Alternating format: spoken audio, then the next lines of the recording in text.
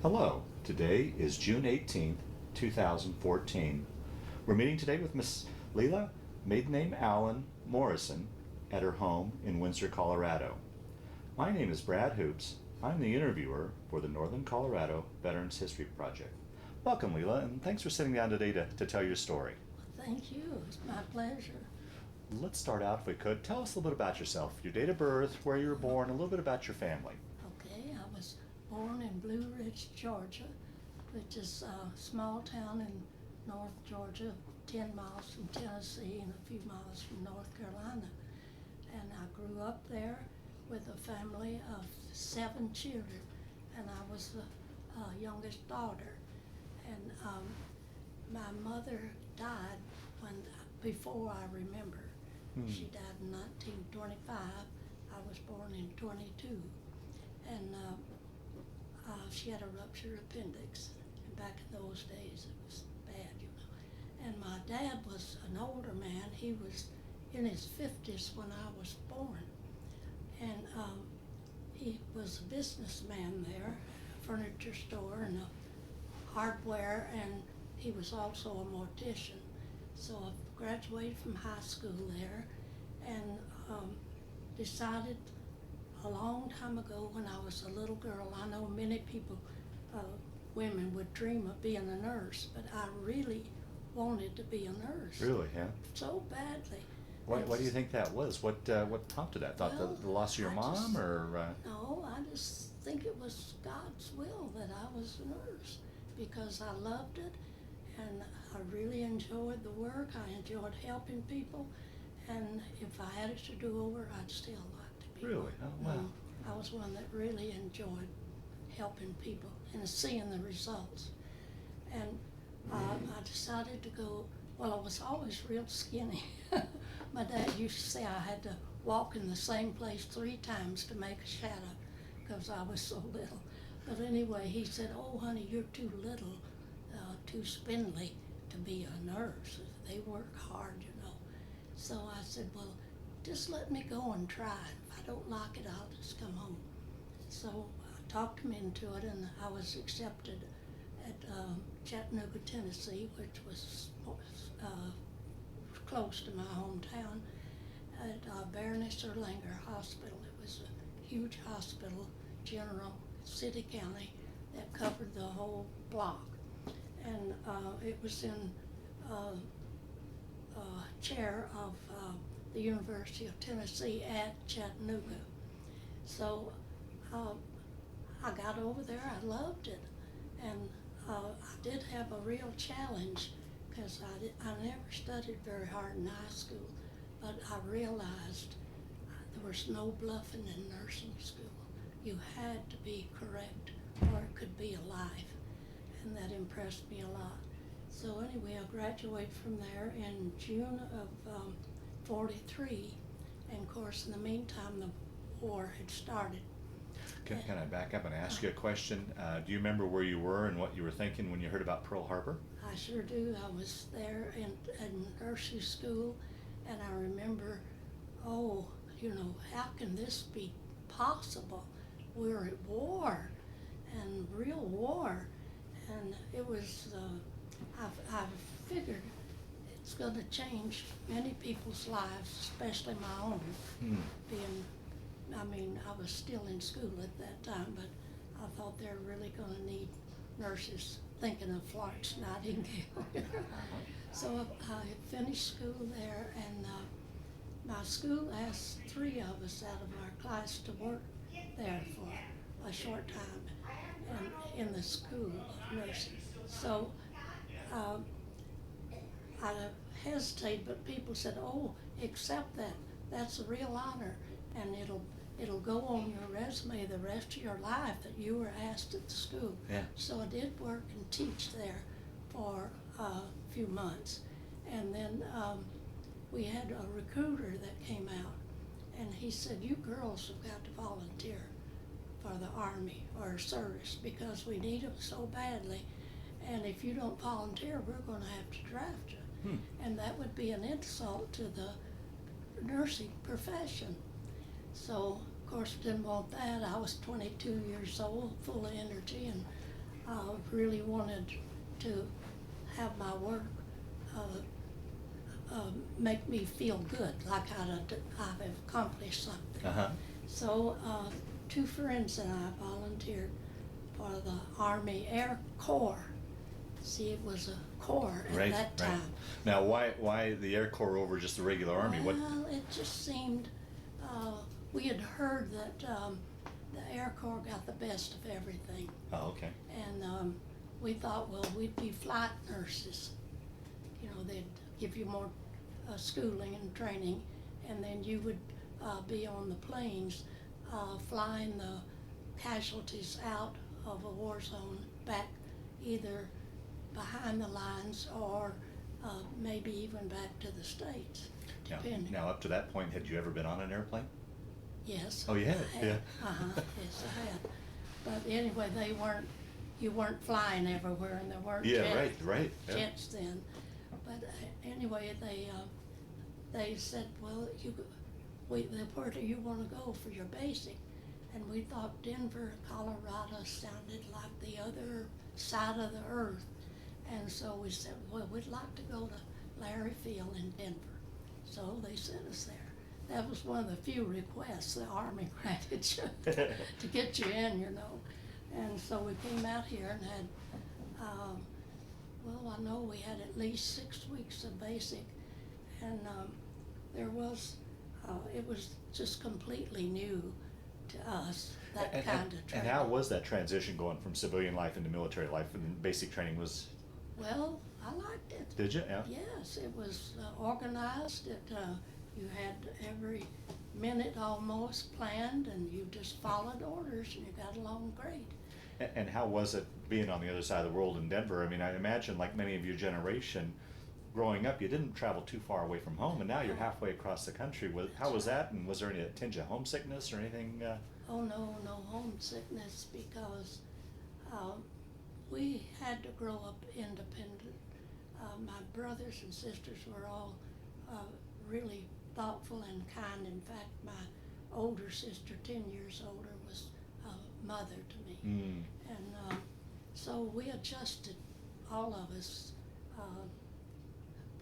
whatever situation. And my dad was a very strict disciplinarian with 7 children and no mother. We had to behave. Yeah. So no, I was not homesick at all. And the country was beautiful, the mountains, we thought it was great. And your dad had died by then. Pardon? Your dad had died by then.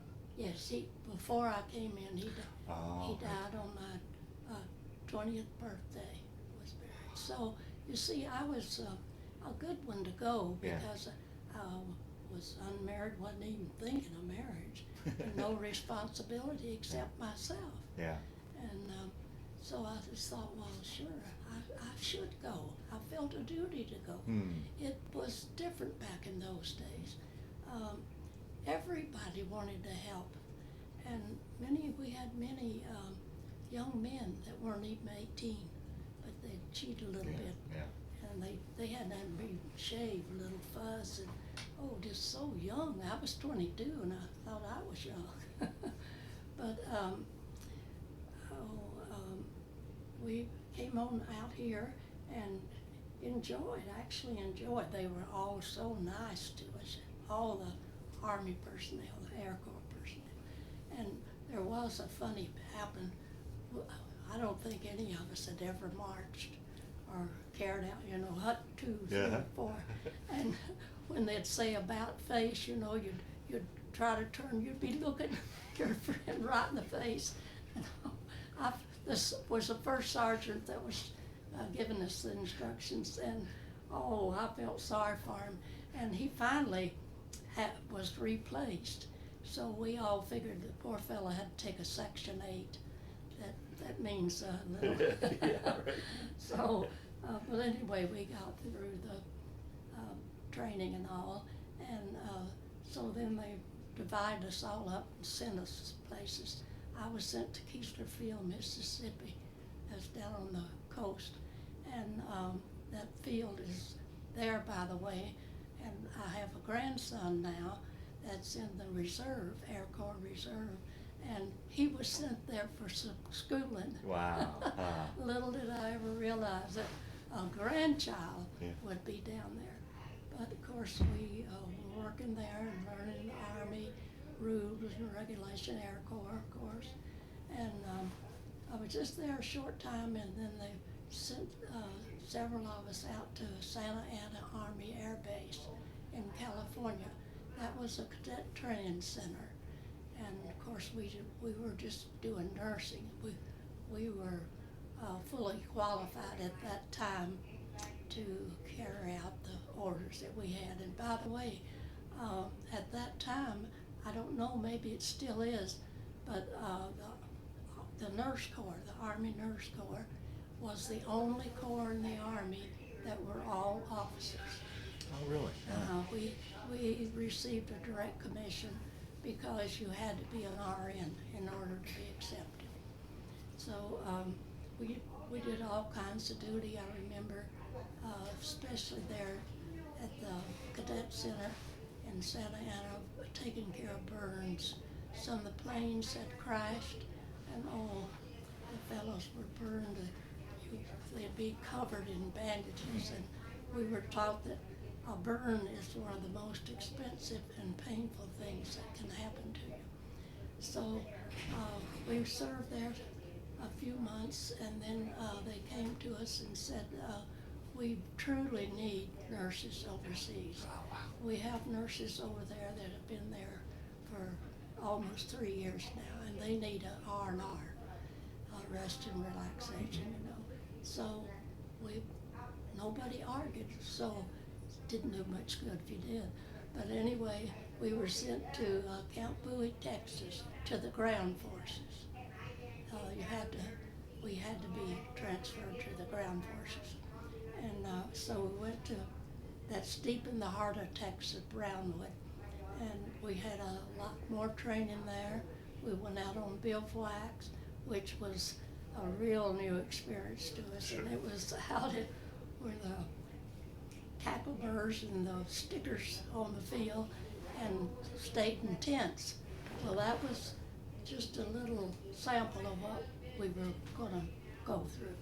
So when we finished all of that, we were put on a troop train and told we were going overseas, but we didn't know where.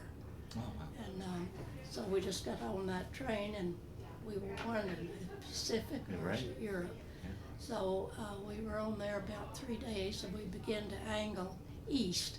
So we thought ETO, ETO. European Theater of Operation. So Can I interrupt you real quick? Your two friends that you went from nursing school with, were you guys still together, or did you guys get all split apart? all split up. Oh, okay. After basic. Oh, okay, Mhm. okay. And Why don't you tell them about bayonet practice? oh well, Okay, and Uh, where you met Dad? oh yeah, in at Brownwood, yes. The first night we were there at Brownwood, Camp Bowie, Texas, we arrived kind of late, and we went over to the officers club to have a little supper. And some of the other nurses came in to welcome us, and they said, "Oh, would y'all like to go to a dance tomorrow night?" And of course, sure, we'd like to. So they said, "Well, there's one out at the Brownwood Country Club, and the fellas are the 13th Armored Division is celebrating some situation, and they really they didn't know anybody down there. They'd really like to have y'all come." So we said, okay. So we, I don't know how many, but a bunch said yes, we'd go. And the other nurse said, "Well, we'll be at your barracks at 6:30 tomorrow evening to pick you up." So here they came, and the next day, and we were in a barracks, or just ordinary barracks like everybody lived in, and there were steps up the side to come in the door. And I had gone to the PX with a friend, and we were the last two out. So as we stepped out, a man, a first lieutenant I believe it was, came over and said, oh boy, I'll take this one. And I didn't exactly like the way he smelled. I think he'd been drinking beer. And beer, I still don't like beer.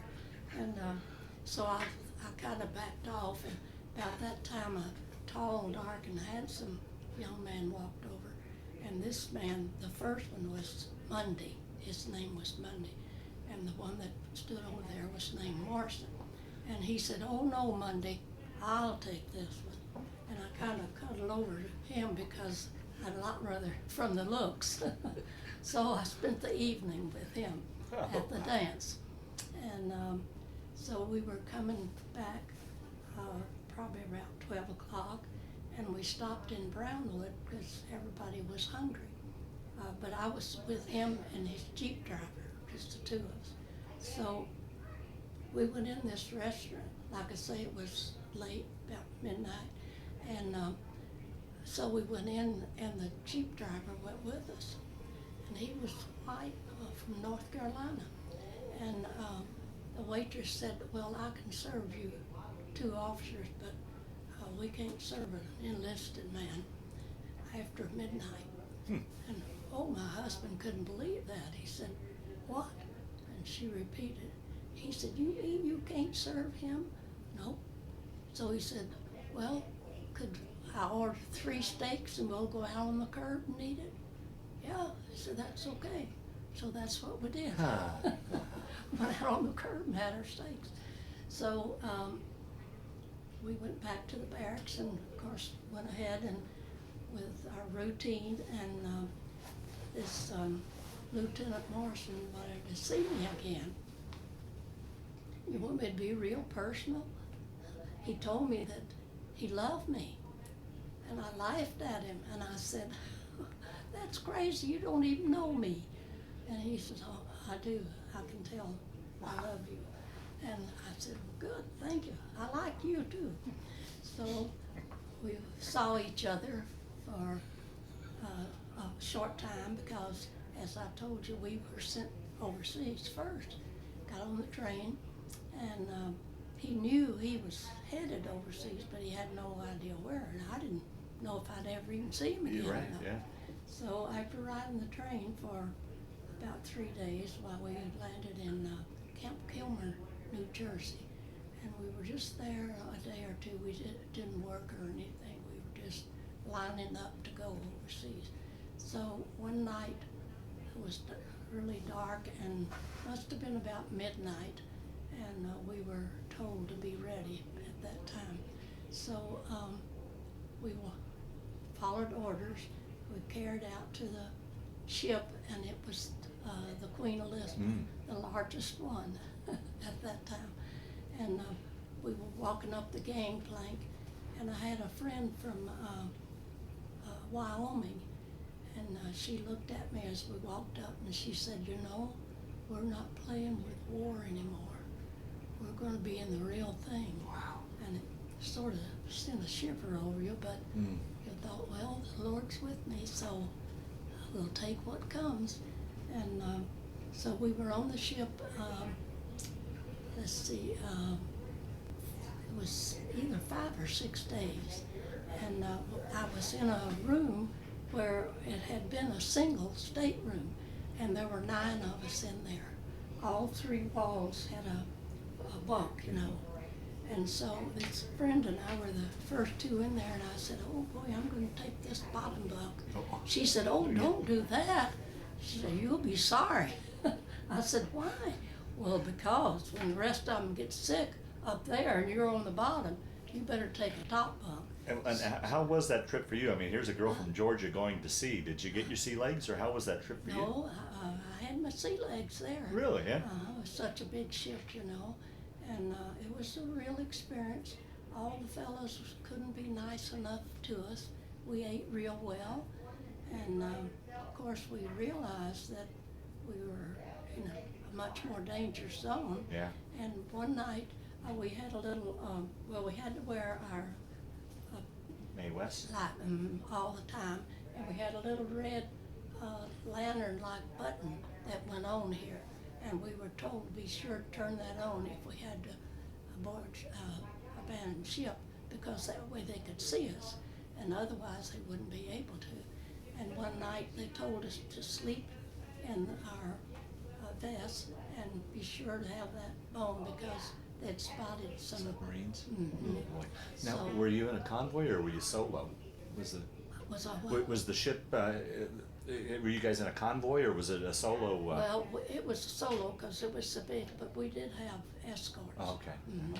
So we went over and landed in Greenock, Scotland, Mm.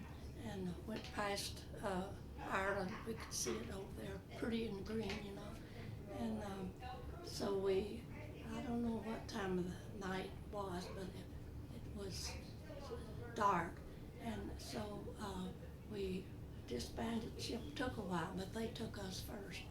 And we were met with 2.5-ton trucks, you know, those big army trucks.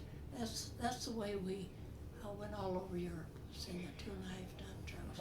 We had 2 of them because at full force we had 40 nurses and 40 doctors and administrators and whatnot, that the officers that were So in charge. you were in a unit that moved, a whole unit that moved together then, you weren't? Oh, yeah, Okay. yes, the nurses especially, well, and the doctor, we were always together.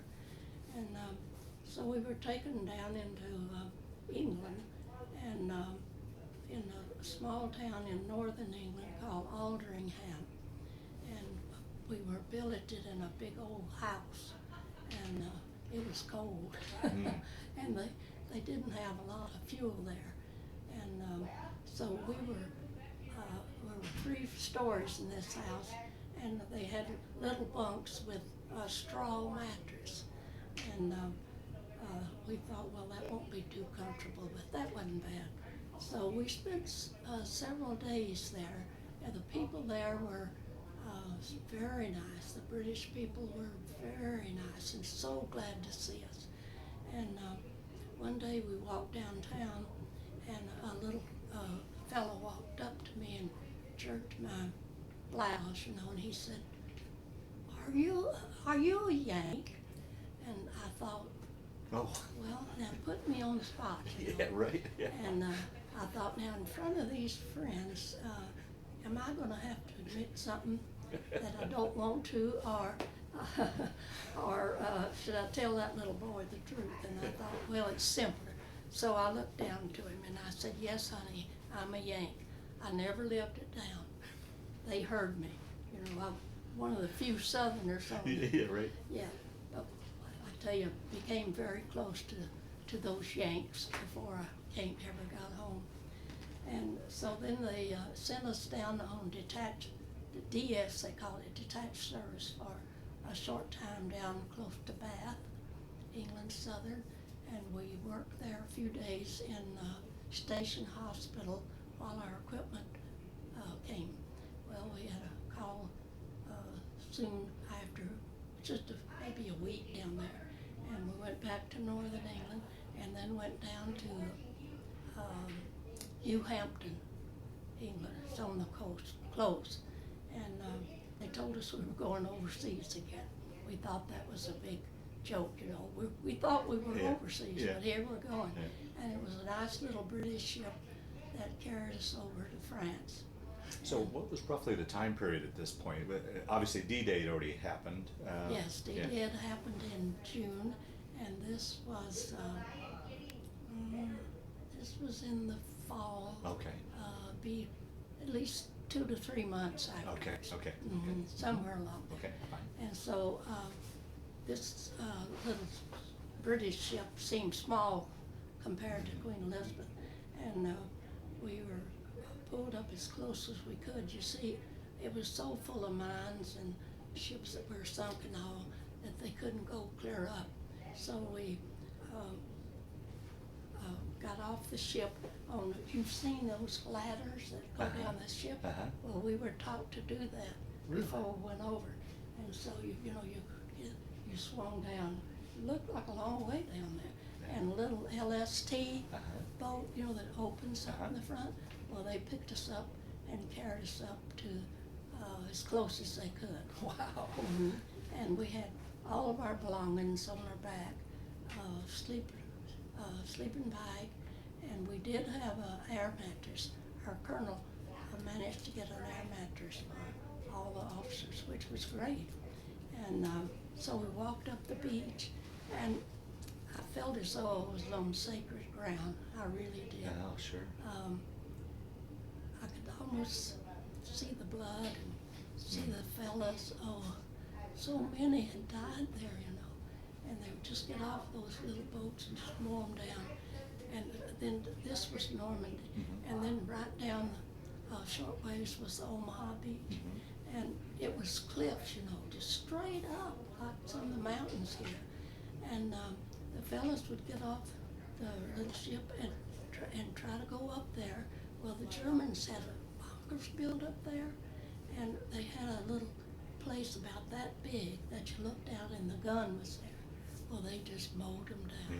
Yeah, yeah. And you really begin to get serious with yourself.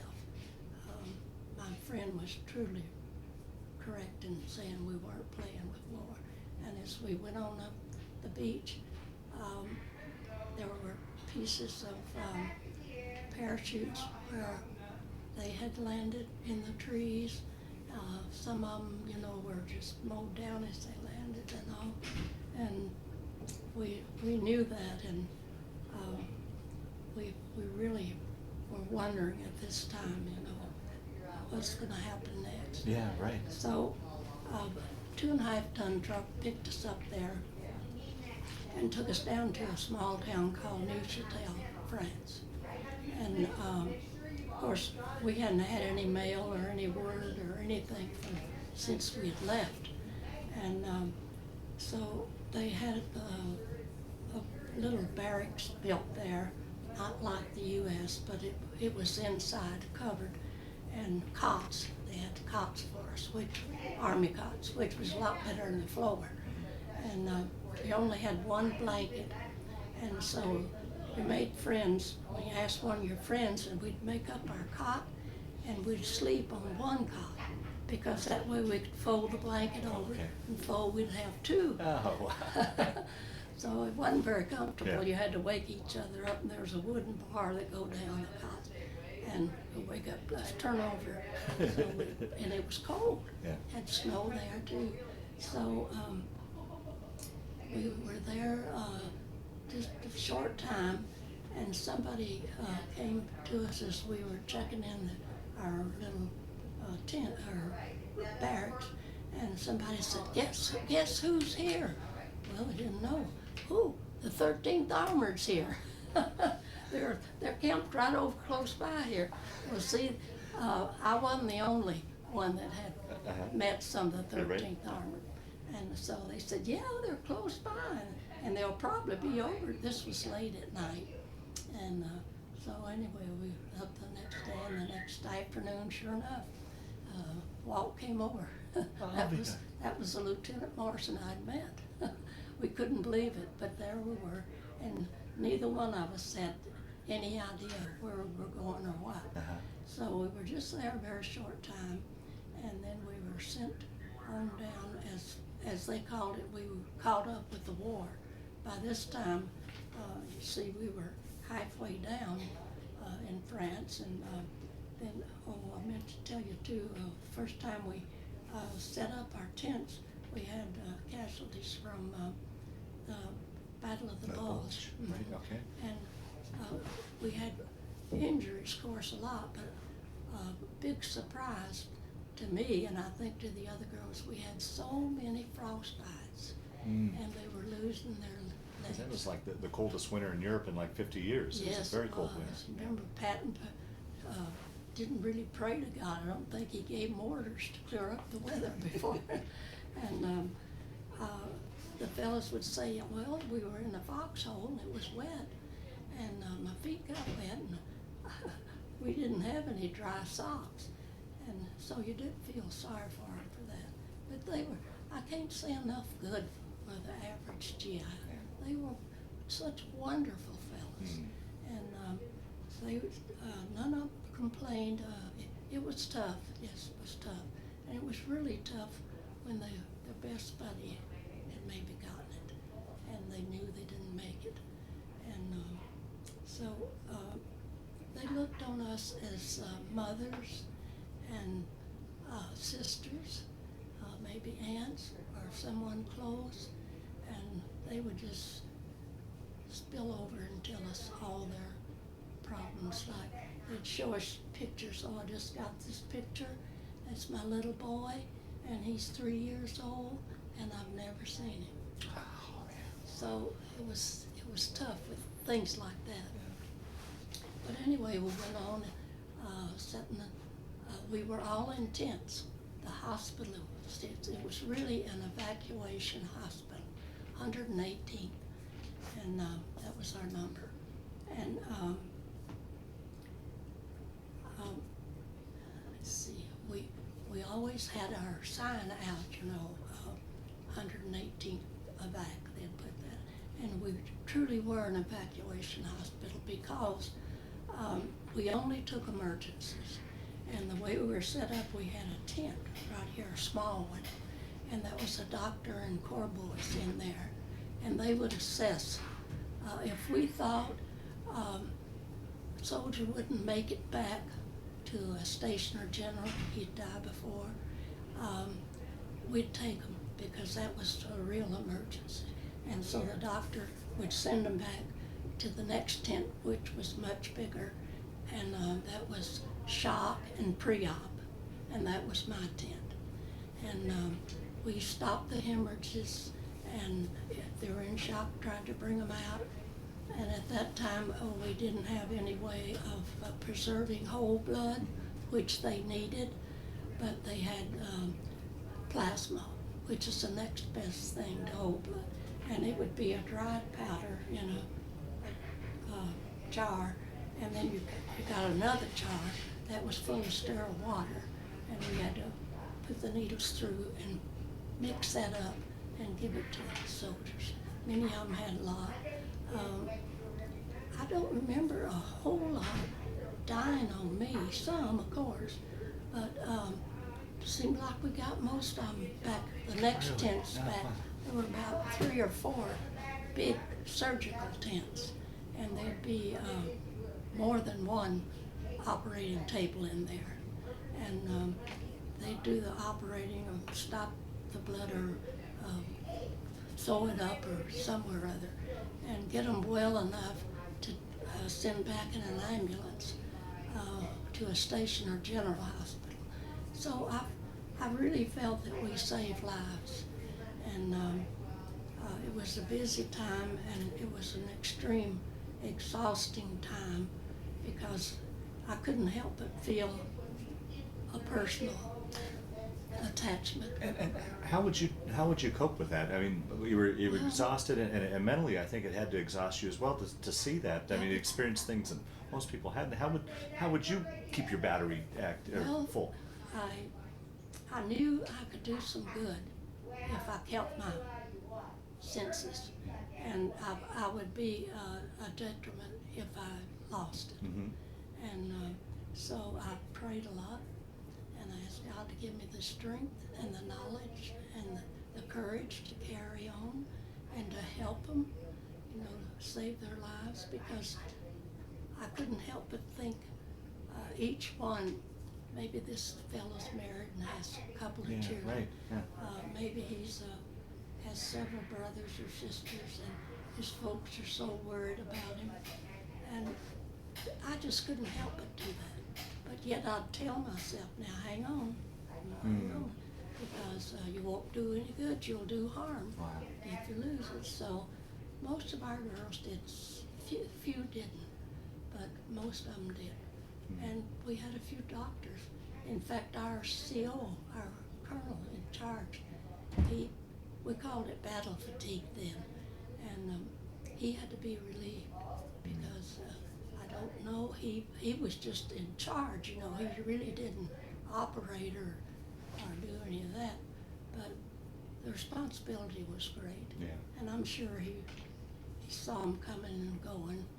So we were up in Cologne, Germany, on top of a hill, and we looked down at the double cathedrals there. Oh, uh-huh. And one night we heard the tanks rolling by, and my husband's to be stopped off for a second.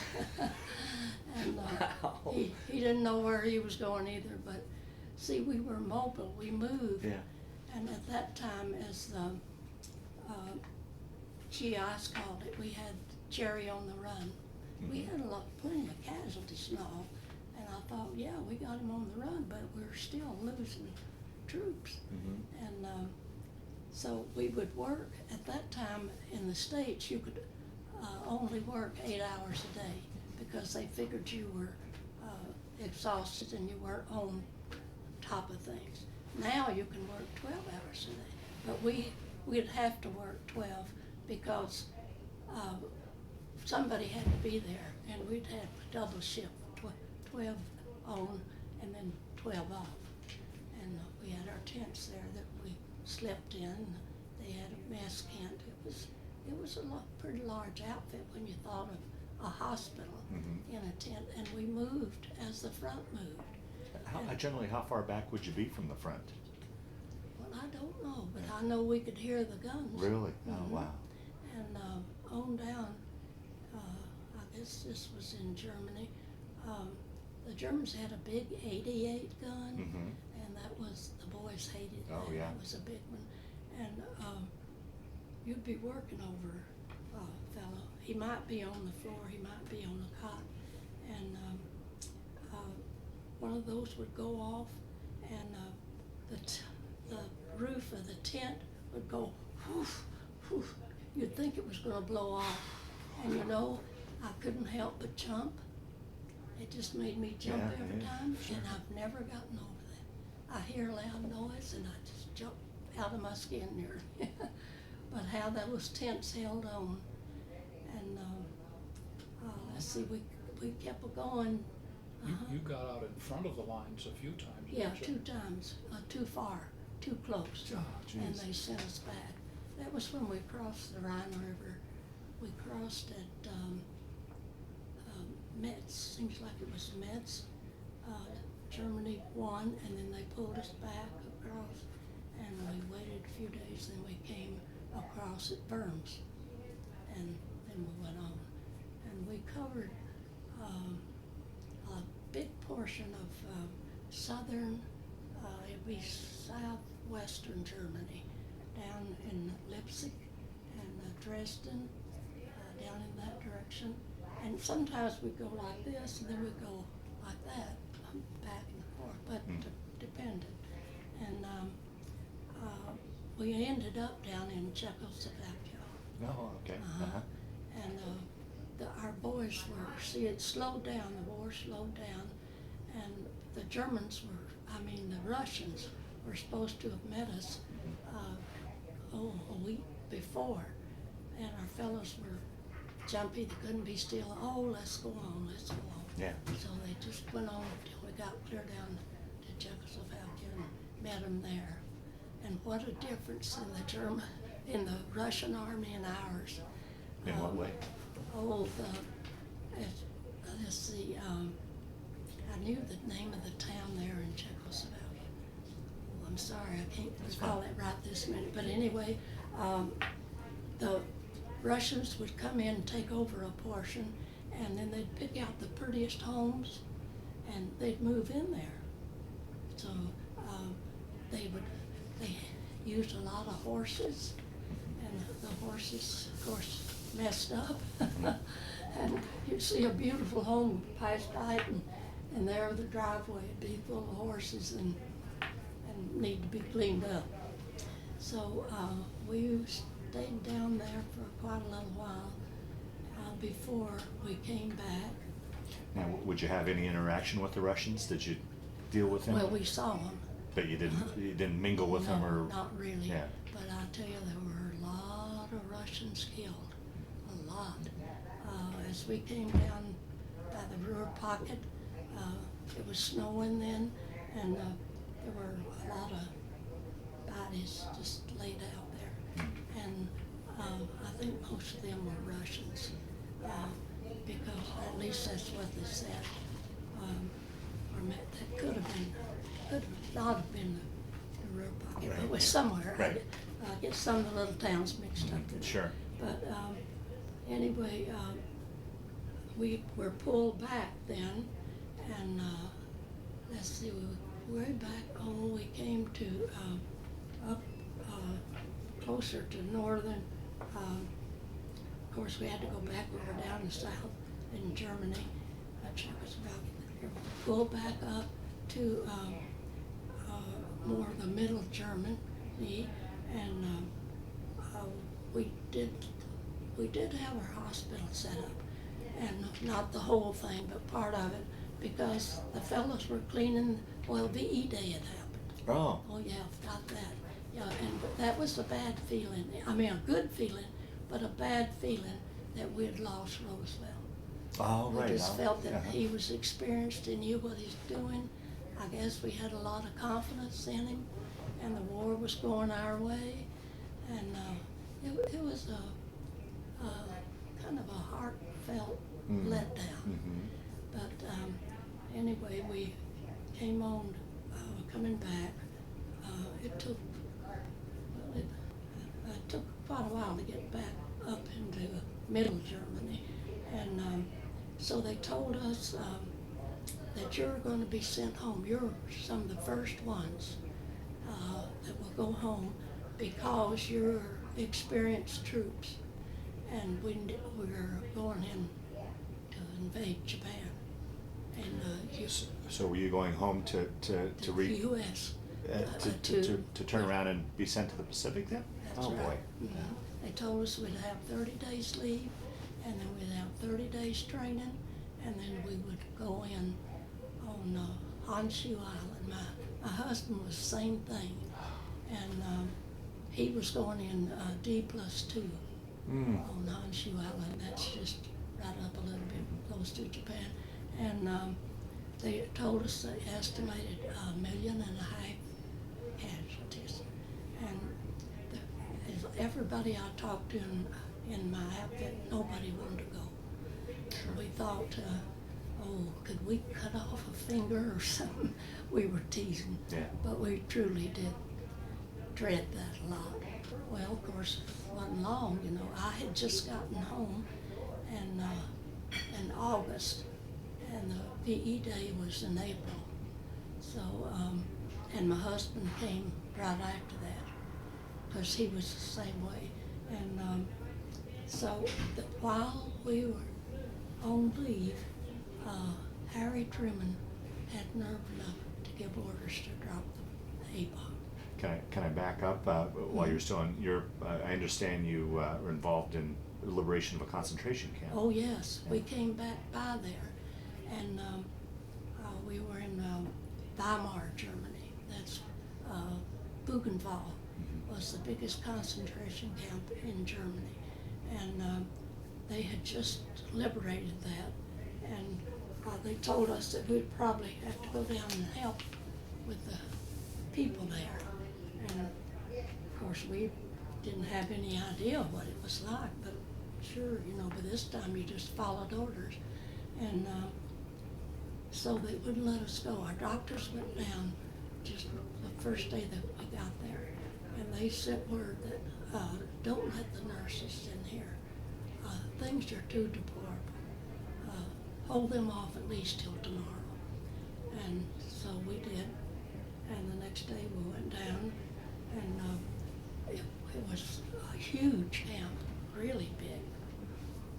And it had a big gate out front, and had barbed wire about that thick on top. And right across the gate, big iron gate, it had 6.5 million Jews and German political prisoners have been taken care of. So they were proud of that. Wow. And a man from Czechoslovakia that was a prisoner there took us through and just showed us everything. I don't know how long he'd been there, but he said the only way he was alive was he was in one of the pyramids, the And he laid there for 3 days without moving. And the Germans would come and with their bayonets, you know, and do that. And if any of them moved, then they'd shoot. And that was the only reason he's alive, because he tried not to move, not to breathe. And I tell you, there's no way I can describe them physically. They were absolutely, you say skin and bones, you don't think you can get any skin worse than that, but you can. They just were really a little pile of bones with the skin over them. They looked just horrible, and the stories they told were even more so. And he took us up through the crematory, and you know, it was a good sized building, and it had two, I don't know how, it was long, and there'd be 2 ovens, 2 like this, 2. There were at least 8 of them on one side and probably 8 on the other. And then they had the whole big shelves there, and many bottles of ashes.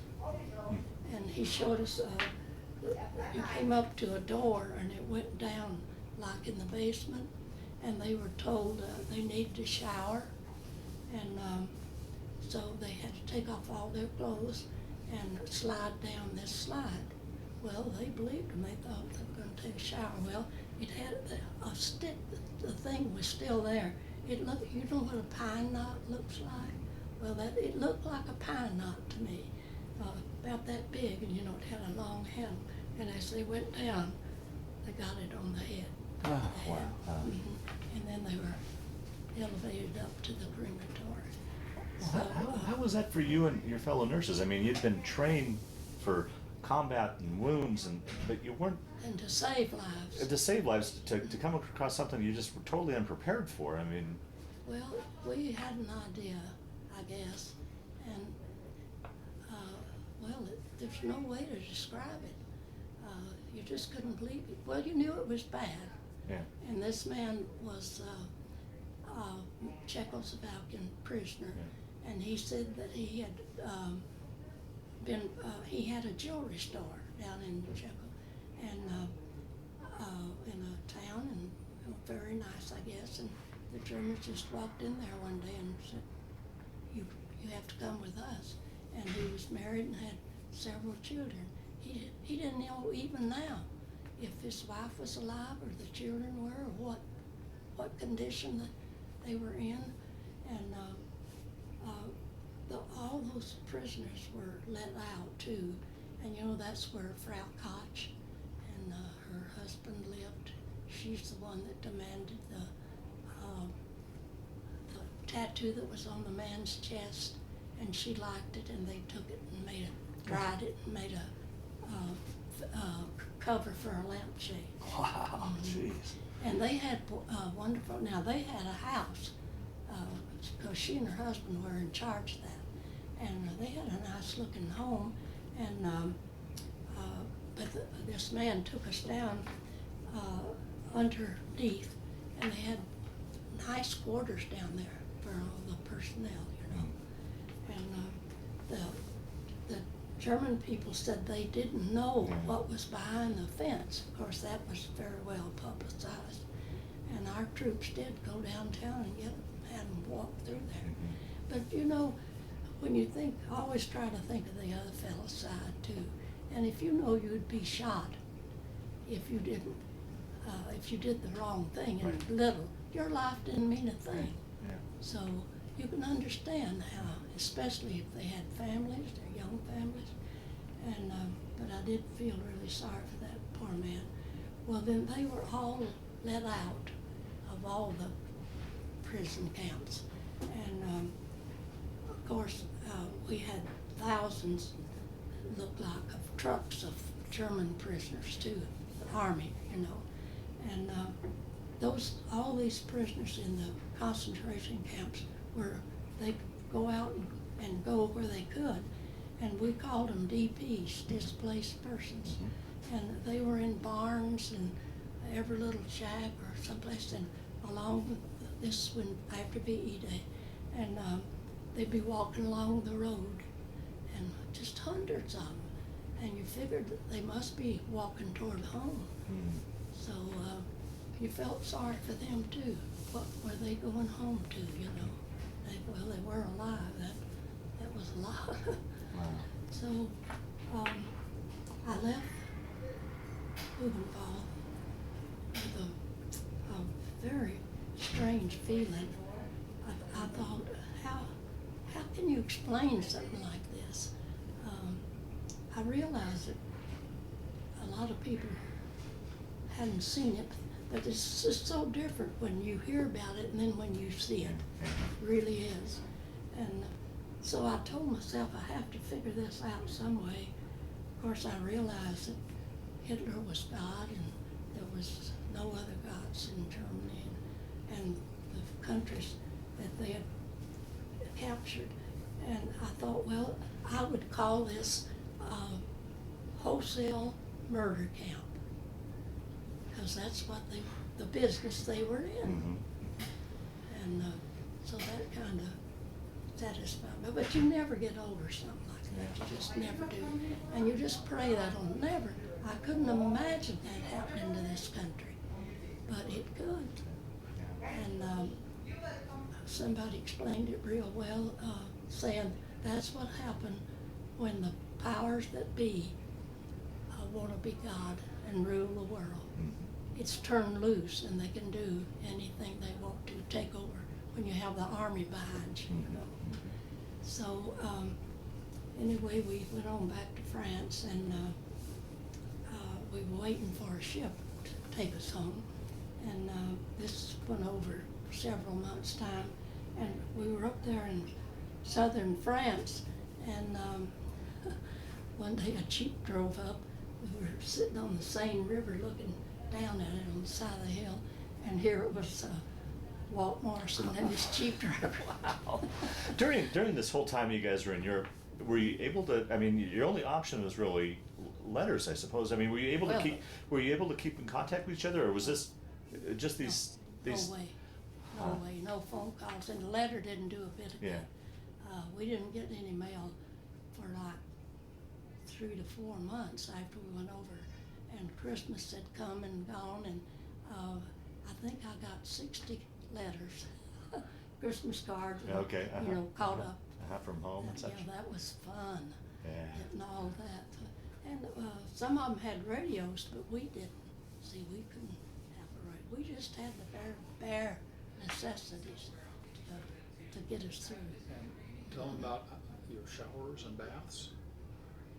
Now, Your showers Oh, and baths. how cold it was. How you bathed when you were. Oh, yes. Well, of course, when you're over there for months, there's no such thing as a shower.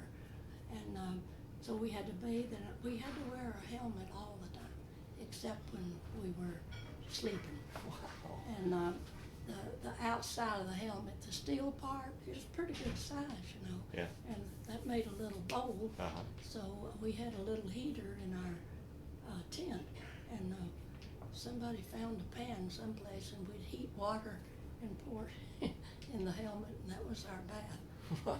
And it was easier to take a bath than it was to wash your hair, because you get your hair down in there and you can't get the water up over it. And so you get yours all soaked up, and I'd pour the water over you if Okay. you poured over me. We got along okay. And you went a year with no shower and no bath. Yeah. And now Yeah. when you take a shower, Oh, yes. That's 2 things that stand out in my mind I'm so thankful for. That's a shower with all the hot water I want, just keeps it coming and coming, and a bed at night, you know, with clean sheets. Oh, how wonderful that is. I still thank God for those 2 things. I thank Him for the food and stuff, but those 2 things just stick out in my mind. Wow. It really does. and then you need to tell the story about Dad and what a good navigator he was. Well, that's kind of a funny one. We were under a complete blackout, and they warned us on that, you know, if the flap of the tent, Yeah. you just leave it a little, how many feet it shows up. And of course, we saw the U.S. Air Force going over a lot. We didn't see a whole lot of the Germans, just a few. But boy, that was a good feeling when we were just catching up with the war there in France, and all of them went over. Oh, it just was like thousands of them, Wow, but it that wasn't. must have been a sight. It was a lot, but to look up there and see that silver star. Yeah. Oh, thank you, Lord, thank you. And we prayed for them. They'd all come back, because we'd see pieces of planes on the countryside, and we wouldn't let yourself think too far on that. But if you got out, you were extremely blessed. Yeah, right. So you were with Dad in the Jeep. Mm. Yes, one night the war was over, and we must have been close to the 13th Armored, because, well, see, there were other girls dating Mm-hmm, mm-hmm. 13th Armored boys. So we had, officers didn't drive. The enlisted men were assigned. Each officer had a Jeep and a driver. And my husband really liked his little fella. He went overseas, the one that we sat on the curb. Right, okay. Shorty. Not sure, well, it might have been Shorty, but anyway, we were out in this Jeep, and I don't know how those boys could navigate, because it was dark, complete dark out. And we were somewhere, and finally the Jeep driver said, we're lost. I don't know where we are. And my husband always felt like he was from Nebraska, and he was a good navigator.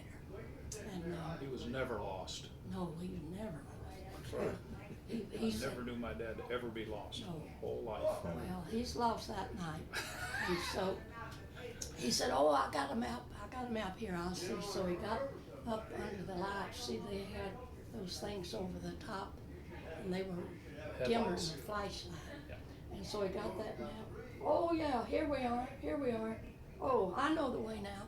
Okay, we'll go down here. We got back. Well, the next day he looked at the map, and we were in Germany, and that was a map of France. Now that's a good navigator. We never let him live that down. It was fun.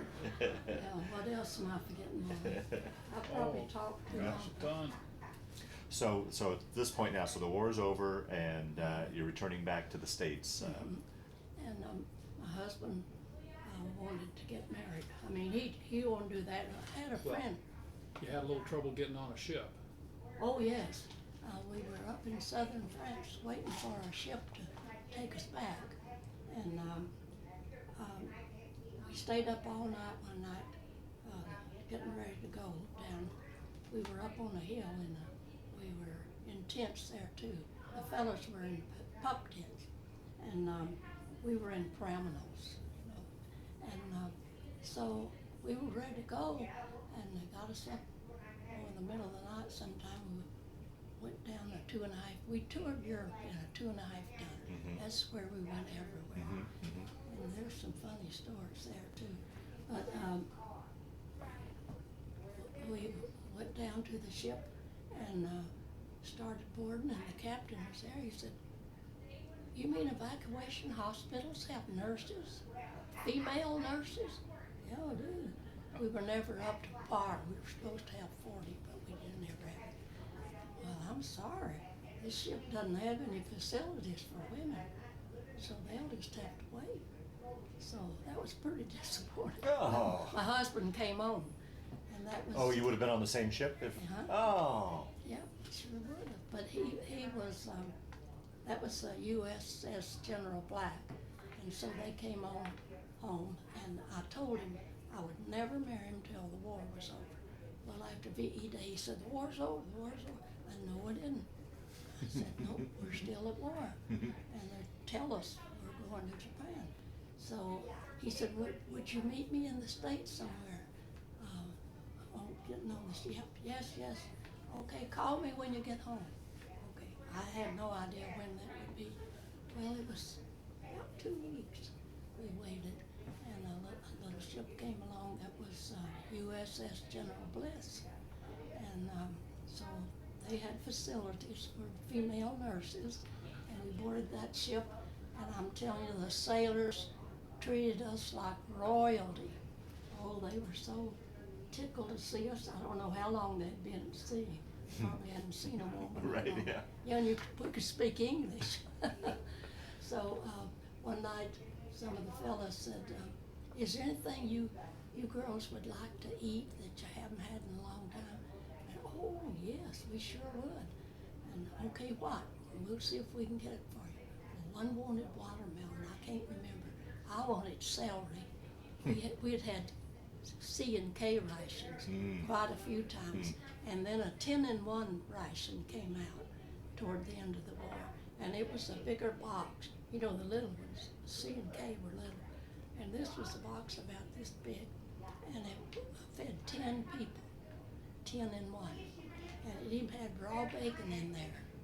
And so we would build a fire. This was when the war was over. And one girl would agree we only had our mess kits to eat it. And she agreed to get her mess kit all black. And we put that over the fire and put the bacon in there. Oh, that was good. And they had cereal in there with dried milk. And you pour, of course, we had Allison water all the time. You know, that's the big Lister bag. And you put halazone tablets, iodine. Tastes terrible. But anyway, they told us we had to drink that. And so we'd pour that over our cereal with that dry milk.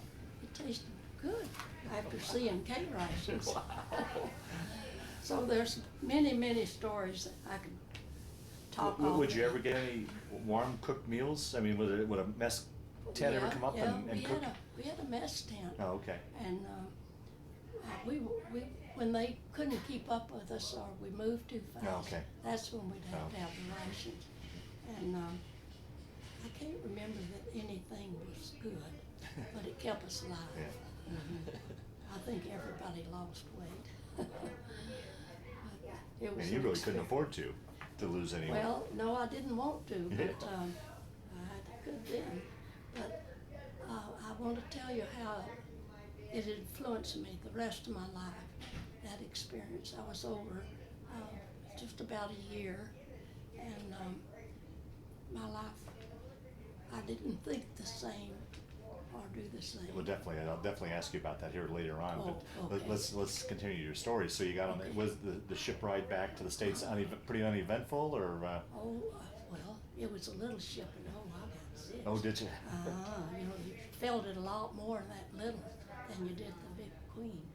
And but we had really good food, and the fellas just were so good to us. And of course, the only way we had to wash our clothes was in that helmet thing, and the outside of the helmet, and no way to iron them at all. We used to put them on under our cot, under our blanket, sleep on them, had to press them a little. But we wore combat clothes all the time, including combat boots.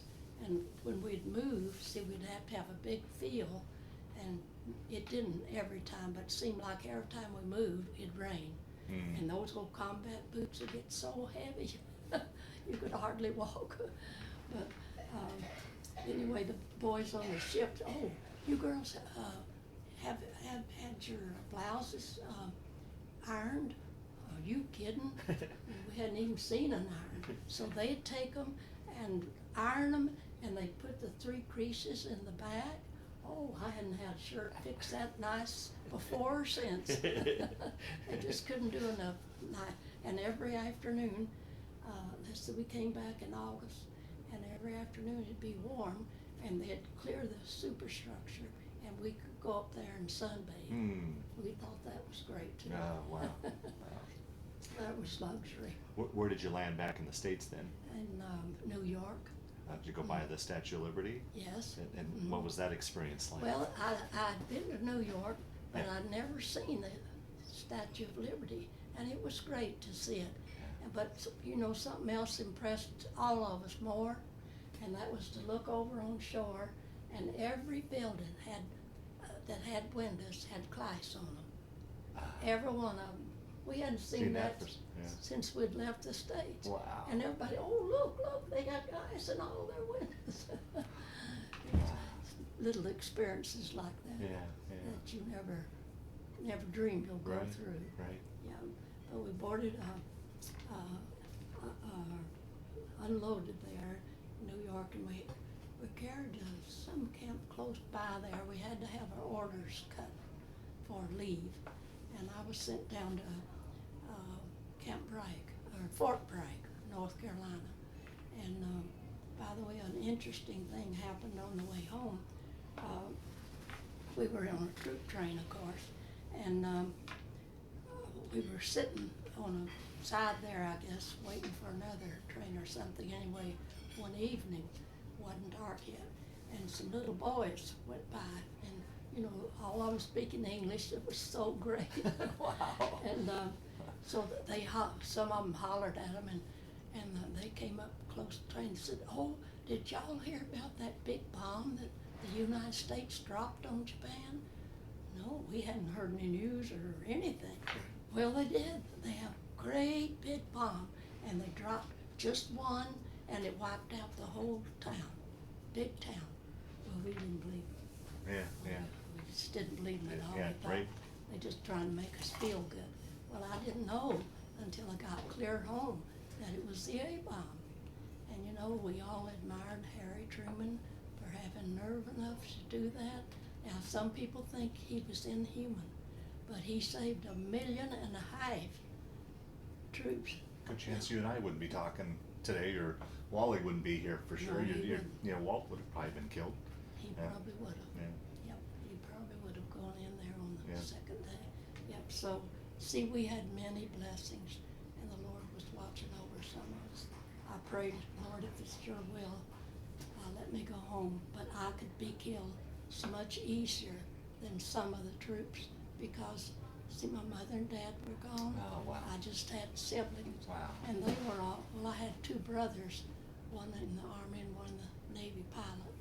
And of course, I prayed they'd get home too, but you know, you're missed by your siblings, but Yeah. not like a maiden. Yeah, right. And by the way, my husband, I went to Chicago with my 2 sisters to see a brother while I was on leave, and Walt met me there in Chicago, and he came on the train, and my sister and I drove over to meet him, and we went down to the tracks where the train came in to meet him, and of course he was in uniform and I was too. We weren't allowed to be out of our uniform, and so he got off the train and he came over and grabbed me and hugged me, and I guess we kind of held on there for a little bit, because when he let me loose, I looked around, there was just a crowd around me, and they were, most of them crying, and my sister was just bawling. She'd never seen Walt. And so, anyway, that was quite an experience. And then he wouldn't hear, he said, I said, well, you know, war's not over yet. We can't get married. So we were there a few days, and that was when VJ Day happened. Oh, And wow. and then, you know, you couldn't shut him off. Boy, this is it. I said, oh no, you know, and oh no, because you said the war is over, the war's over. So we went back to Gary, where my brother lived, and he went through a lot of trouble because things shut down. You see, I guess you didn't have any celebration here for VE Day, because we were still at war. Oh, okay. So they took 2 days off. Okay. And of course, Chicago went mad, like well, everybody. And you know, it was a celebration for not only over the war, but everybody. You know, the women went to work in the Yeah, factories. right, right. Everybody wanted to help. They wanted to do their part. Right. And it changed our world. But it was such a wonderful feeling. It was hard to. I know. Back to Buchenwald, there was a young man that had been a prisoner there, and he came up to us because he knew we were Americans, and he had a smile from here to here, and he was so happy. He said, oh, the radiation of happiness. Oh, he said, those American troops came up with their big tanks, and they just came through that fence and just knocked it down and said, you're free, you know. That was something I felt like him. But anyway, I had to put my husband off for a couple of days because everything closed. Everything closed for 2 days. But he got her done. Yeah, he did. Took a lot of work. Yep. My sister said, oh, don't get married now. The war's over and you can come home and we'll have a big church wedding and all. I said, well, I put him off for a year, so I told him after the war's over. So it only lasted 65 years. Only 65. Yeah. Marriage. So you guys got married there in Chicago then, as soon as everything? Yes, in Gary, Indiana. Oh, okay. Yeah, went back to my brother's house.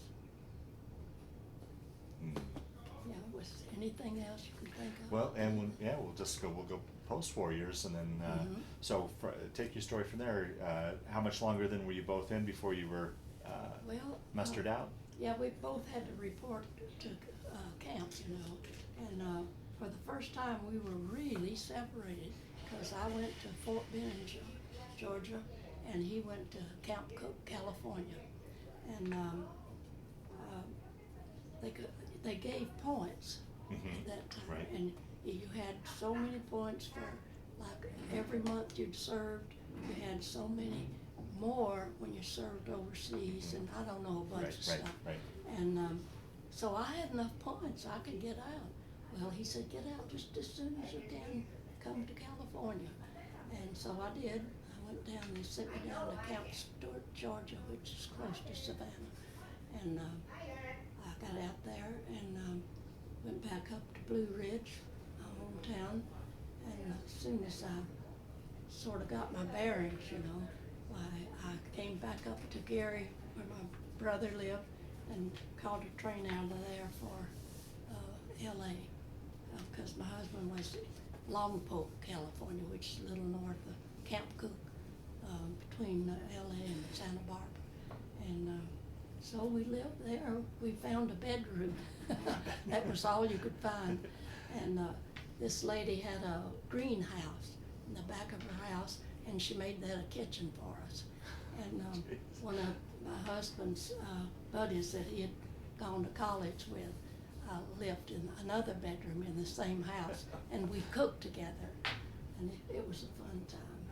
It was a happy time. Yeah. And you know, people say, well, my grandpa was in the Army or Navy, but he never would talk about it. Yeah, right. Well, you know, when you came back, nobody understood Right, you. right. You tell them, I came back talking about Buchenwald, but they'd think, boy, she's got a Section 8, you know. Well, how was that for you? I mean, you know, today we know all about the post-traumatic stress. I mean, they didn't know about that then. I mean, everything that you had experienced, how were you able to cope with that? Were you able to put that behind you, or did you have nightmares, or would you think? No, I didn't put it behind me. I still haven't put it behind me. You can't. But I did have nightmares. I dreamed that the Germans got me, Oh. and you were held prisoner. I dreamed that once in a great while. I still have a little one. But, you know, we didn't make such an issue out of it. It was tough, yeah, it was tough on anybody that was overseas. It was tough on the people at home, too. Yeah. But you have to hang on to your good senses and think, well, can I do any good if I give in to it? No, you can't. And so I'm just going to do the best I can, and Lord, stay with me. Mm. And I do think my faith helped me through. Is that what? Yeah. I do. Okay. Okay. Yes, Uh-huh. I sure do, because it was the Lord's will. And you know, I never felt that we'd lose the war. I felt Really? Yeah. from the very start we got over there, I knew we were going to win it, because God was on our side. So it was faith. I mean, I look at going through Europe, and I mean, you were in war conditions. You weren't probably getting enough sleep. Food was marginal. Obviously, Right. sanitary conditions and hygiene was marginal. I mean, Yes. any one of those things I think would knock a person down, but you had it all on, all of it. But you feel like it was the faith that kept you going. I know it was. Yeah. I know it was. And you were never afraid, were you? No, I wasn't afraid. I didn't want those boys to think that there was a nurse over me that scared to death. That wouldn't give you a good Yeah, feeling. right. Wow. And but I did jump. I was ashamed of myself, but I just could not do it. When those 88s went over and Oh, that yeah, 10, yeah, right. It was that 10, I guess. Well, the loud noise too. It was so loud. But talk a little bit about what you came to when you decided you weren't going to be afraid. When I wasn't. How you decided you were not going to be afraid. Well, because I knew the Lord was with me. But you knew there were other boys there and other people there. Well, I didn't want them, like I said, I didn't want them to think a nurse. How would you like to have a nurse standing over you when she was shaking and, oh, I'm scared. That wouldn't build up a lot of confidence. And they had been through a lot worse than I had, a lot worse. Yeah, so I just thought, well, exactly what I told you. I can do some good if I hold on. If I don't, I can't. That's a strong person right there. Yeah. Well, then let's see. We were married in Gary, Indiana, and then I went to Camp Cook though and stayed until he got his discharge, sent back to Fort Riley, Kansas, and and he was sent down to Camp. At that time, his camp. They make forts out of them now. Camp Bliss. Okay. And that's the one Texas. where the Shootings. Yeah, Camp Bliss, and it's a big camp, bigger now than ever. And so we came back to see our folks, went to Georgia, and then went to Nebraska, and decided that he had graduated from the University of Nebraska, and he worked his way through in a bookstore. And he wanted to see all the fellas there in the bookstore. And they offered him a job, but he wanted, oh, and by the way, he received his diploma from the University of Nebraska while we were overseas. Oh, is that right? He liked, I think, 12 hours. And so the fellas, there were a bunch of his fraternity brothers, and they decided to volunteer because they were going to be drafted, and they didn't want to be in the infantry. That's where they put them, you know. Boy, that's rough. And so they volunteered, and they were just sent here, there, and yonder. And while he was over there, he said it was the last semester. Most of them just needed the last semester, 12 hours, I think he did. And I don't think any of them would graduate, but some that was the limit, 12 hours, I think. And so he got a letter from the dean and said, we've decided to grant 12 hours, so here's your diploma. Oh, wow. That was kind of different. Yeah.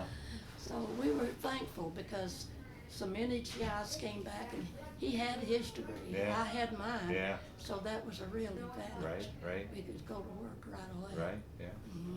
And so we settled. My husband, we lived in Council Bluffs, Iowa for about 4 years, across from Omaha. And then he had a chance to buy his own dealership in Denison, Iowa.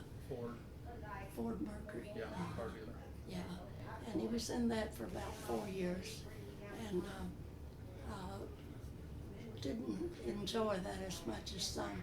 So he had a chance to buy a radio station. Oh, wow. It's in Denison, Iowa, is about 70 miles north of Omaha, and so he bought the radio station there and was in it for 20-something years and retired out of that.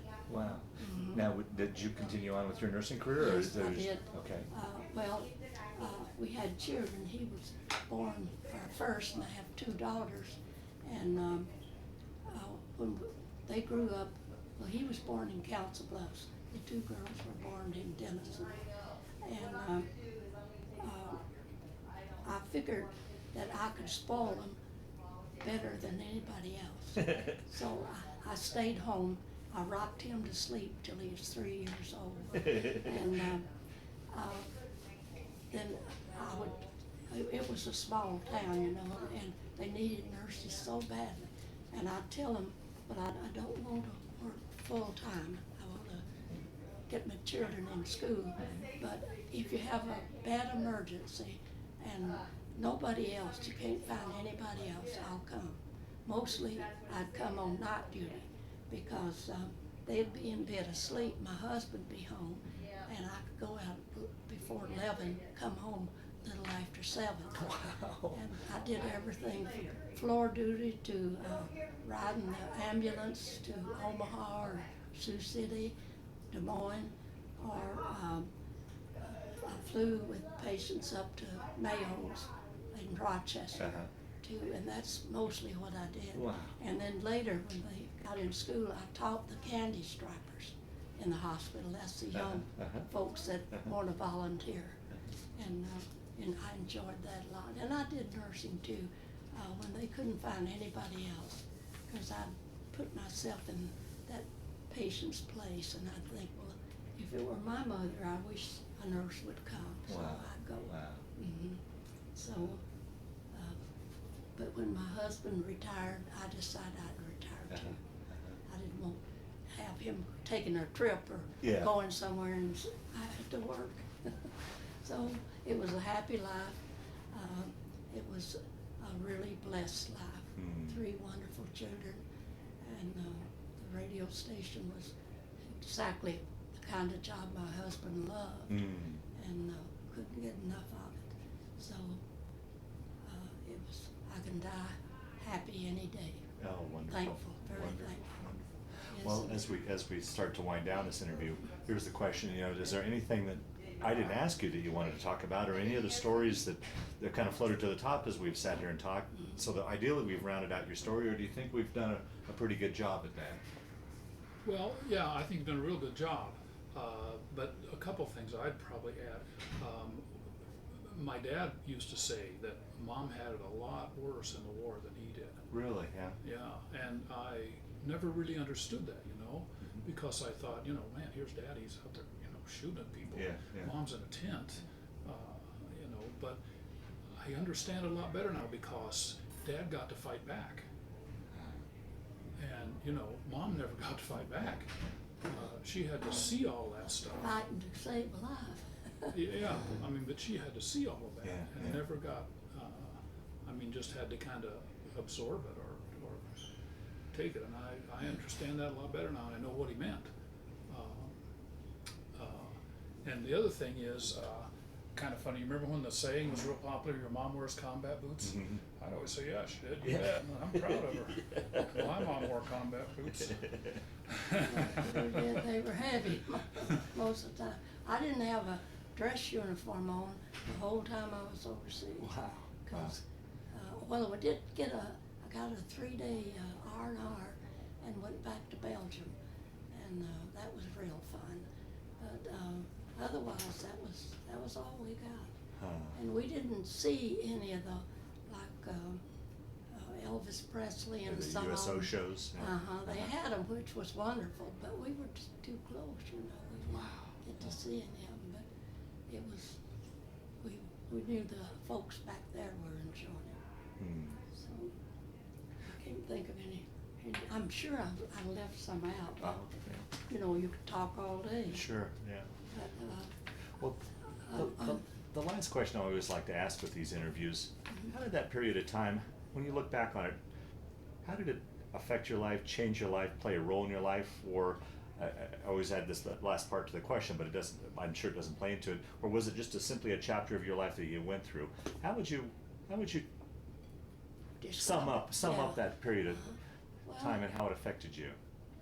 I always felt like I told you, you know, at first you couldn't talk about it. Yeah. Because people, well, it was just hard for them to conceive, and you didn't want to. You kind of wanted to forget it. And now, of course, it's very easy. But it changed my life a lot.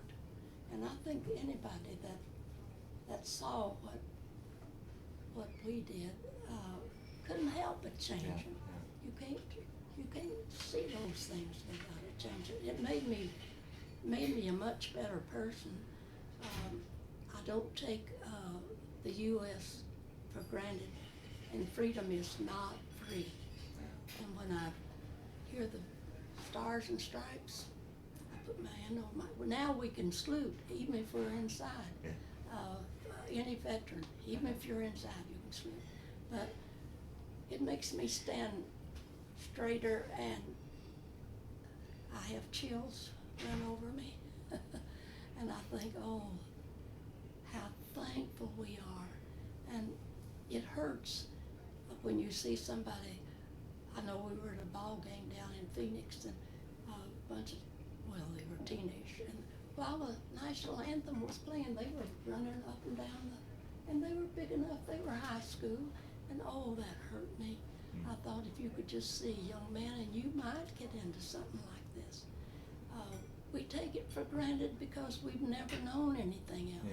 Yeah, yeah. And I know it's made me more thankful, especially for my warm shower and my clean bed. Wow. And so many little things Yeah, like that. yeah. I know we lived on a hill in Iowa when they would go to school, and neighbors would take advantage of driving them to school. You drive this week, I drive Okay, next week. And I know I'd pick them up when it's my week, and the mother would come to the door, you know, and tell them goodbye. And I thought how wonderful. She knows they're going to be okay. They're going to a peaceful thing that's going to be watched, they're loved, they're taken care of. Now I couldn't say that. You know, so we've come downhill quite a bit. Yeah. But I'd say that really kind of sums mine up. It influenced me the rest of my life. Yeah, right. Mhm. Wow. Yep. And I'm thankful for the experience. I'm thankful that I could help, Right. because those boys, they were so respectful of us. They just treated us like queens. They really did. Which you were. Yep. And many of them would say, "Oh, ma'am, you shouldn't be up this close. You shouldn't be here. Wow. Oh, we're okay. We're okay." Oh, and I'll tell you funny too. Just thought of a little GI. They didn't know how to address us, and they didn't want to say sir. And so here they came up with, "Yes, ma'am, sir. Yes, sir, ma'am." "Yes, sir, ma'am." Oh, yeah, that was a good one. But And you still see them sometimes, oh don't you? yeah, I see them when they play the national anthem. I see some of them, you know, when they've lost their best buddy, and they don't know if they're going to live themselves. They'd holler over, "Did they get you, Joe or Jim, whatever? Did they get you too?" You know, just things like that. Wow. Mhm. Wow. Twist your heart. Yeah. But it's got to make a better person out of it. Yeah. You have to appreciate what you have more. Right. And so thankful. I know they've been killed all through our time on earth, but I think the World War II GI was a special person. Had to be. Yeah. Yes, indeed. Well, Leila, I want to thank you for sitting down to tell your story today, but just as important, I want to thank you for your service to our country. Thank you. Like I say, it was a privilege.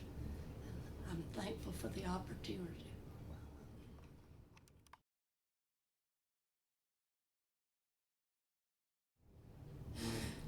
This is a working uniform that the nurses wore here in the States.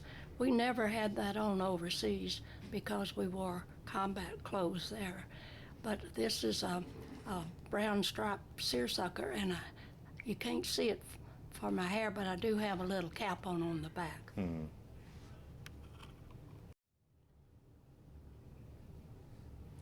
This is Lieutenant Leila Allen in her dress uniform with Air Corps at that time. I was stationed in Santa Ana Army Air Base, and this outside this coat was called a blouse. See, most people would call your shirt your blouse, but in the Army that was your blouse. And girlfriend and I were up in Santa Ana one afternoon. It was real warm, and I guess we forgot the orders if we knew them. I really didn't remember, but we took our blouse off, and see, we only had our shirt and tie on. And there were some MPs over, and they blew the whistles at us. Well, we thought they were just whistling at us, which people did back in those days, the boys did. And so they hollered, "Lieutenant, stop." Well, what did we do? Well, you took your blouse off. You're not allowed. You have to be in full uniform. So put your blouses back on. Yes, sir. We didn't have to say sir to them, but we did. And that's the only experience I ever had with an MP. Now, you originally went in with the Air Corps, but you said you were just transferred to the regular Army when you went overseas? No, when I went to Camp Bowie, Texas. Oh, okay. Just before we had that Okay. training out on bivouac and whatnot.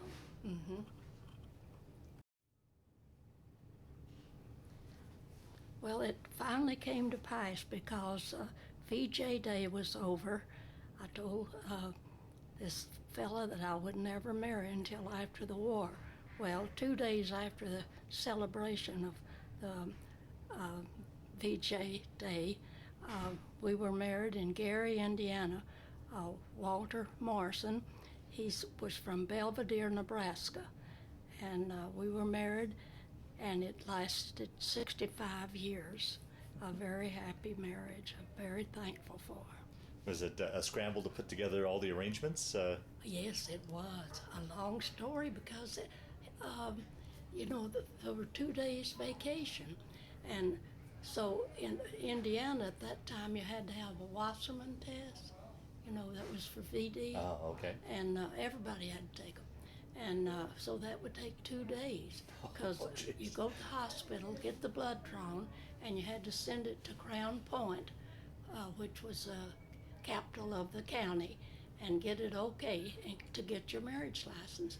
Well, we went to the hospital and got our blood drawn, and they said, now we have to mail this, so it'll take at least 2 days. Well, my husband said, well, when I was in college, I worked in a bookstore, and they had a little post office there, like a lot of times they will.